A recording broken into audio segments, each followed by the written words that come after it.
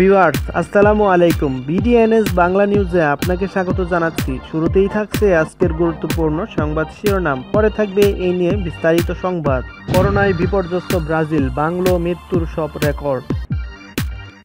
আরও জানাবো মামুনুলের শায়েস্তা করার উপায় জানা আছে বললেন নৌফেল। আরও জানাবো করোনা ও উগ্র গোষ্ঠীর অপতৎপরতা প্রতিরোধে এখন সরকারের চ্যালেঞ্জ বললেন কাদের। আরও জানাবো দ্বিপক্ষীয় বাণিজ্য বাড়াতে যুক্তরাষ্ট্রের সহায়তা চাইলেন প্রধানমন্ত্রী। আরও থাকছে ঢাকা সহ সব সিটিতে চলছে বাস। এতক্ষণ শুনছিলেন সংবাদ শিরোনাম, এবার দেখুন এ নিয়ে বিস্তারিত সংবাদ। আর প্রতি ঘন্টার আপডেট নিউজ পেতে আমাদের চ্যানেলটি সাবস্ক্রাইব করে পাশে থাকা বেল বাটনটি বাজিয়ে দিন। আর পুরো নিউজটি দেখতে অবশ্যই ভিডিওটি শেষ পর্যন্ত দেখুন। এদিকে মহামারী করোনা ভাইরাসে পুরোপুরি বিপর্যস্ত দক্ষিণ আমেরিকার দেশ ব্রাজিল। গত কয়েক সপ্তাহে দেশটিতে সংক্রমণ এবং মৃত্যু আশঙ্কাজনক হারে বেড়েই চলেছে। প্রাণঘাতী এই ভাইরাসে আক্রান্ত হয়ে গত 24 ঘন্টায় ইতিমধ্যেই দেশটিতে 4,000-এরও বেশি মানুষ মারা গেছে, যা দেশটিতে ভাইরাসে মৃত্যুর আগের সব রেকর্ড ভেঙেছে। ব্রাজিলের স্থানীয় গণমাধ্যমগুলোর তথ্য মোতাবেক হাসপাতালগুলোতে করোনা রোগীর উপচে পড়া ভিড়। চিকিৎসা নিতে এসে দীর্ঘ সময় অপেক্ষায় থাকতে থাকতেই অনেক রোগীর মৃত্যু হয়েছে। বেশ কিছু এলাকায় স্বাস্থ্যসেবা পুরোপুরি ভেঙে পড়েছে। এক প্রতিবেদনে বিবিসি জানায়, দেশটিতে এখন পর্যন্ত প্রায় 3,37,364 জন মানুষের মৃত্যু হয়েছে, যা যুক্তরাষ্ট্রের পর সর্বোচ্চ। এই পরিস্থিতির মধ্যেও দেশটির প্রেসিডেন্ট জেইর বলসোনারো এখনও লকডাউনের বিরোধিতা করে যাচ্ছেন। এদিকে দেশের প্রচলিত সরকার কাঠামো, শিক্ষা ব্যবস্থা, প্রশাসন ও আইনের অধীনে না আসলে মামুনুল হকদের কিভাবে শায়েস্তা করতে হবে তা আমাদের জানা আছে। মঙ্গলবার রাতে নিজের ফেসবুক টাইমলাইনের এক স্ট্যাটাসে একথা বলেন শিক্ষা উপমন্ত্রী মহিবুল হাসান চৌধুরী নৌফেল। তার স্ট্যাটাসটি হুবহু আপনাদের সামনে তুলে ধরা হলো। খেলাফতে মজলিস নামক দলের এক নেতা মামুনুল হকের পক্ষে যেভাবে সাফাই গাইল, এতে বোঝা যায় দ্বীনে ইসলাম শুধুই এদের বেঁচে থাকার জন্য একটি মাধ্যম। ধর্ম ব্যবসায়ী গোষ্ঠীর মনে রাখা প্রয়োজন, স্বাধীনতা যুদ্ধে এদেশের জনগণ এদের প্রত্যাখ্যান করেছে। এদের ছাড়াই জাতির পিতা বঙ্গবন্ধুর নির্দেশে আওয়ামী লীগ সহ প্রগতিশীল শক্তির সঙ্গে ঐক্যবদ্ধ হয়ে বাংলাদেশের মানুষ স্বাধীনতা ছিনিয়ে এনেছিল। কিছু এতিম শিশুদের রাখে বলে এরা অনেকের সহানুভূতি পায়। খেলাফতে মজলিস নামক একটি দলের এক নেতা এই কুলাঙ্গার মামুনুল হকের পক্ষে যেভাবে সাফাই গাইল, এতে বোঝা যায় দ্বীনে ইসলাম। এরা দেশের প্রচলিত সরকার কাঠামো, শিক্ষা ব্যবস্থা, প্রশাসন ও আইনের অধীনে না আসলে এদের কিভাবে শায়েস্তা করতে হবে তা আমাদের জানা আছে বললেন নোফেল। বঙ্গবন্ধুর ভাস্কর্য অপমানিত করার পর থেকে এদের স্পর্ধার শুরু। এখন 17টি লাশের উপরে চলছে এদের রিফ্রেশমেন্ট জীবন। এদিকে এই মুহূর্তে করোনা সংক্রমণ মোকাবেলা উগ্র সাম্প্রদায়িক গোষ্ঠীর অপতৎপরতা প্রতিরোধী হচ্ছে সরকারের চ্যালেঞ্জ বলে মন্তব্য করেছেন আওয়ামী লীগের সাধারণ সম্পাদক, সড়ক পরিবহন ও সেতুমন্ত্রী ওবায়দুল কাদের। মঙ্গলবার সকালে নিজ সরকারি বাসভবন থেকে ভিডিও কনফারেন্সের মাধ্যমে 305 কোটি টাকা ব্যয়ে কক্সবাজার লিংক রোড থেকে ইনচিপিয়াং পর্যন্ত 50 কিলোমিটার সাম্প্রতিক সড়কের উদ্বোধন শেষে তিনি এ মন্তব্য করেছেন। তিনি আরও বলেছেন, এই দুটি চ্যালেঞ্জ মোকাবেলায় সরকারি কাজের সুসময় এবং দলের ঐক্য আরও সুসংহত করা জরুরি কর্তব্য হয়ে দাঁড়িয়েছে। করোনার এই অবনতিশীল পরিস্থিতিতে জনগণের মধ্যে ঢিলেঢালা ভাব ও উদাসীনতার বিরুদ্ধে লকডাউন নির্দেশনা কঠোরভাবে প্রতিপালন করার নির্দেশ দিয়ে সড়ক পরিবহন ও সেতুমন্ত্রী বলেন, এ সময় ভেদাভেদ ভুলে দলীয় নেতাকর্মীদের ঐক্যবদ্ধ হয়ে এই লড়াইয়ের সাহসী কাণ্ডারি শেখ হাসিনার হাতকে আরও শক্তিশালী করতে হবে। সব কিছুতে সরকারের উপর দায় চাপানোর মাধ্যমে বিএনপি তাদের দায়িত্বহীনতা প্রকাশ করতে চায় উল্লেখ করে ওবায়দুল কাদের আরও বলেছেন, বিএনপির মহাসচিব লঞ্চডুবির সঙ্গে প্রাকৃতিক দুর্যোগকে মিলিয়ে ফেলেছেন।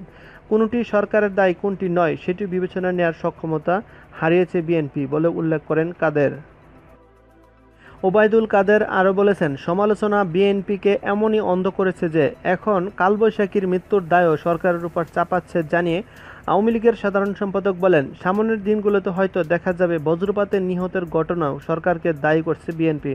শেখ হাসিনা সরকার যে কোনো ইস্যুতে সবার আগে রেসপন্স করে উল্লেখ করে ওবায়দুল কাদের বলেছেন, দুর্যোগে মানুষের পাশে সবার আগে সহযোগিতা নিয়ে এগিয়ে যায় আওয়ামী লীগ। করোনার এই দুঃসময়ে দেশ ও জাতির কল্যাণে বিএনপি কী করছে তা দেখলেই তাদের মিথ্যাচার আর অপরাজনীতির পাশাপাশি জনগণের প্রতি দায়িত্বহীনতা স্পষ্ট হয়ে ওঠে বলে উল্লেখ করেন কাদের।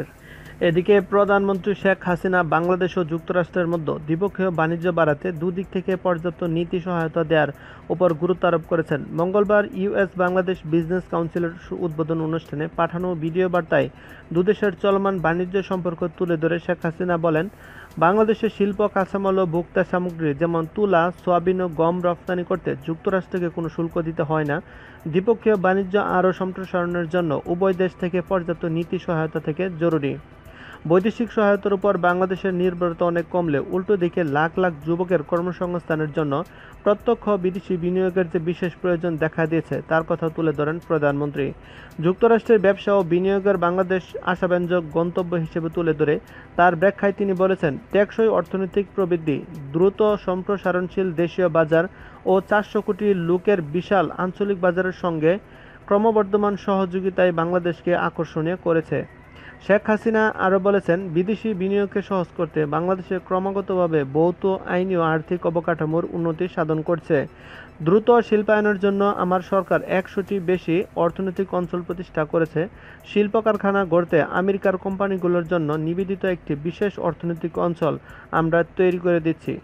এ সময় প্রধানমন্ত্রী আরও বলেছেন, যুক্তরাষ্ট্রকে বাংলাদেশের গণতন্ত্র উন্নয়নের পথে যাত্রার শক্তিশালী অংশীদার হিসেবে বর্ণনা করেন। এটি আমাদের রপ্তানির বৃহত্তম গন্তব্য, প্রত্যক্ষ বিদেশি বিনিয়োগের বৃহত্তম উৎস, দীর্ঘকালের উন্নয়ন অংশীদার এবং প্রযুক্তি ও প্রশিক্ষণের গুরুত্বপূর্ণ উৎস বলে উল্লেখ করেন শেখ হাসিনা। ডিজিটাল বাংলাদেশ সরকারের রূপকল্প 2021-এর যে অবিচ্ছেদ্য অংশ হয়েছে তার কথা তুলে ধরেন প্রধানমন্ত্রী শেখ হাসিনা। রাষ্ট্র পরিচালনায় সচ্ছলতার উন্নয়ন ও অর্থনৈতিক উন্নয়ন বাড়াতে প্রযুক্তির ব্যবহার সক্ষম আধুনিক বাংলাদেশ গড়ার পরিকল্পনা ও বাস্তবায়নে সহায়তার জন্য তার তথ্য ও যোগাযোগ প্রযুক্তি বিষয়ক উপদেষ্টা সজীব ওয়াজেদ জয়কেও ধন্যবাদ জানান তিনি। শেখ হাসিনা আরও বলেছেন, বাংলাদেশ 60টিরও বেশি দেশে $100 কোটি বেশি আইসিটি পণ্য রপ্তানি করে, যেখানে শীর্ষ গন্তব্য যুক্তরাষ্ট্র। এ সময় বাংলাদেশ নিয়ে ইউএসআইডির বিস্তৃত বেসরকারি খাত মূল্যায়নে 2019 প্রতিবেদনের বরাত দিয়ে তিনি বলেছেন, আইসিটি শিল্প 2025 সালের মধ্যে প্রায় 5 গুণ বৃদ্ধি পাবে এবং প্রায় $5 বিলিয়ন পৌঁছাবে বলে আশা প্রকাশ করেন প্রধানমন্ত্রী। এই সময় প্রধানমন্ত্রী আরও বলেছেন, বাংলাদেশ এখন স্থানীয় বিদেশি বিনিয়োগে আইসিটি শিল্পের জন্য 28টি হাইটেক পার্ক তৈরি করছে এবং মার্কিন কোম্পানিগুলোকে আইসিটি খাতে বিনিয়োগে উৎসাহিত করতে সরকার হাইটেক পার্কের প্রস্তাব রাখছে। বক্তব্যের শুরুতে শেখ হাসিনা বলেন, ইউএস বাংলাদেশ বিজনেস কাউন্সিলের উদ্বোধনী অনুষ্ঠানে যুক্তরাষ্ট্র ও বাংলাদেশের ব্যবসায়ী নেতাদের সাথে যুক্ত হতে পেরে আমি আনন্দিত। এই অনুষ্ঠান এমন এক সময় হচ্ছে যখন আমরা বাংলাদেশের স্বাধীনতার 50তম বার্ষিকী এবং জাতির পিতার বঙ্গবন্ধু শেখ মুজিবুর রহমানের জন্মশতবার্ষিকী উদযাপন করছি। তিনি বলেন, 1971 সালের 9 মাসের রক্তক্ষয়ী যুদ্ধের মাধ্যমে বাংলাদেশ স্বাধীনতা অর্জন করে 30 লাখ শহীদ ও 2 লক্ষাধিক মা বোনের সম্ভ্রমের বিনিময়ে জাতির পিতা বঙ্গবন্ধু শেখ মুজিবুর রহমান যুদ্ধ বিধ্বস্ত দেশের ছায়ের উপর সমৃদ্ধ বাংলাদেশের ভিত্তিপ্রস্তর স্থাপন করেছিলেন। জাতির পিতার দারিদ্র্য, শোষণ ও অর্থনৈতিক বৈষম্যমুক্ত সোনার বাংলা গড়ার স্বপ্ন বাস্তবায়নের অসমাপ্ত কাজ করে যাচ্ছেন জানিয়ে বঙ্গবন্ধু কন্যা আরও বলেছেন, একাদশকে আমরা আর্থসামাজিক সূচকগুলোতে উল্লেখ্য অগ্রগতি করেছি। তিনি আরও বলেছেন, বাংলাদেশের অর্থনৈতিক শক্তি এখন বিশ্বব্যাপী বিস্তৃত। কোভিড-19 মহামারীর মধ্যেও বাংলাদেশের অর্থনীতি দুর্দান্ত স্থিতিস্থাপকতা প্রদর্শন করছে বলে উল্লেখ করেন প্রধানমন্ত্রী। শেখ হাসিনার মতে ফেব্রুয়ারিতে বাংলাদেশ এলডিসি থেকে উত্তরণের জন্য জাতিসংঘের চূড়ান্ত সুপারিশ লাভ করেছে। বাংলাদেশ এখন 2041 সালের মধ্যে উচ্চ আয়ের উন্নত সমৃদ্ধ দেশ হওয়ার লক্ষ্যে অর্জনের দিকে এগিয়ে যাচ্ছে। প্রধানমন্ত্রী বলেন, ইউএস বাংলাদেশ বিজনেস কাউন্সিলের উদ্বোধন অনুষ্ঠানে বাংলাদেশে বিনিয়োগ ও ব্যবসা সম্পর্কে মার্কিন ব্যবসায়ী সম্প্রদায়ের ক্রমবর্ধমান আগ্রহকে প্রতিফলিত করে। এ সময় প্রধানমন্ত্রী আরও বলেছেন, আমি আশা করি এটি আমাদের দুই দেশের মধ্যে অর্থনৈতিক অংশীদারিত্ব প্রসারিত করতে সহায়তা করবে। আমার সরকার আগামী দিনগুলোতে ইউএস বাংলাদেশ বিজনেস কাউন্সিলের কার্যক্রমকে সমর্থন অব্যাহত রাখবে বলে উল্লেখ করেন প্রধানমন্ত্রী।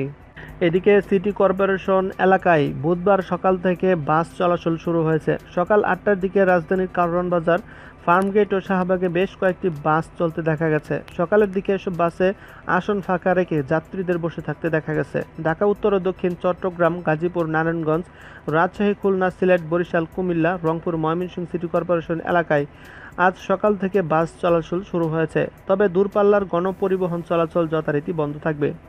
করোনা ভাইরাসের সংক্রমণ নিয়ন্ত্রণে বিধিনিষেধ আরোপের 2 দিনের মধ্যেই সরকার দেশের সব সিটি কর্পোরেশন এলাকায় সকাল সন্ধ্যা গণপরিবহন চালুর সিদ্ধান্ত নিয়েছে। তবে বাস মিনি বাসে অর্ধেক আসন ফাঁকা রাখতে হবে, ভাড়া নির্ধারিত হারের চেয়ে 60% বৃদ্ধি করতে হবে। এর আগে গত 31শে মার্চ অর্ধেক আসন ফাঁকা রেখে বাস মিনি বাস চলাচলের নির্দেশনা দেয় সরকার। একই সঙ্গে 60% ভাড়া বৃদ্ধি করা হয়, কিন্তু গত সোমবার থেকে বিধিনিষেধ কার্যকর হওয়ার পর সব ধরনের গণপরিবহন চলাচল বন্ধ হয়ে যায়। মঙ্গলবার বিকেলে ভার্চুয়ালি ব্রিফিংয়ে সড়ক পরিবহন ও সেতুমন্ত্রী ওবায়দুল কাদের বলেন, লকডাউন পরিস্থিতিতে সরকারি বেসরকারি সহ বিভিন্ন প্রতিষ্ঠানে কর্মরত জনসাধারণের যাতায়াতে দুর্ভোগের বিষয়টি বিবেচনায় নিয়ে প্রধানমন্ত্রী শেখ হাসিনার সরকার গণপরিবহন চলাচলের বিষয়টি শর্ত প্রতিপালন সাপেক্ষে পুনর্বিবেচনা করে অনুমোদন দিয়েছে। তিনি আরও বলেন, প্রতিবার যাত্রার শুরুতে এবং শেষে জীবাণুনাশক দিয়ে গাড়িটি জীবাণুমুক্ত করতে হবে।